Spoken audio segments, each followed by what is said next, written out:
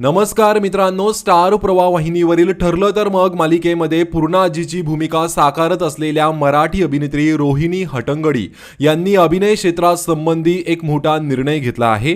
रोहिणी ताई आता टेलिव्हिजन मालिकांमध्ये काम करणार नाही असं त्यांनी सांगितलं आहे। या निर्णयानंतर त्या ठरलं तर मग मध्ये दिसणार की नाही असा प्रश्नही आता प्रेक्षकांना पडला आहे। त्या म्हणाल्या, मराठी टेलिव्हिजन इंडस्ट्रीत खूपच गोंधळ झाला आहे। जर त्यांना अचानक एखादा सीन शूटिंगसाठी बसवला तर त्वरित सेटवर येण्यासाठी कलाकारावर दबाव आणला जातो। यामुळे मला खूपच त्रास झाला।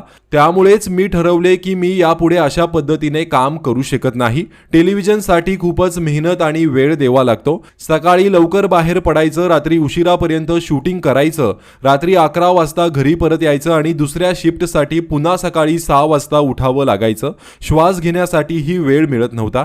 त्यामुळे मी कामाचा वेग कमी केला आणि म्हणूनच मी टीव्ही मालिकांमध्ये काम करणे थांबवले। रोहिणी यांनी आता मालिकेत काम करणार नसल्याचं सांगितलं आहे। रोहिणी यांनी जी कारणे दिली त्यामुळे सर्वांनी त्यांच्या निर्णयाचा आदरही केला। रोहिणी यांची काहीच महिन्यांपूर्वी पूर्णाजीच्या भूमिकेत ठरलं तर मग मालिकेमध्ये एंट्री झाली होती। मात्र आता त्या या मालिकेत दिसणार की नाही असा प्रश्न प्रेक्षकांना पडला आहे।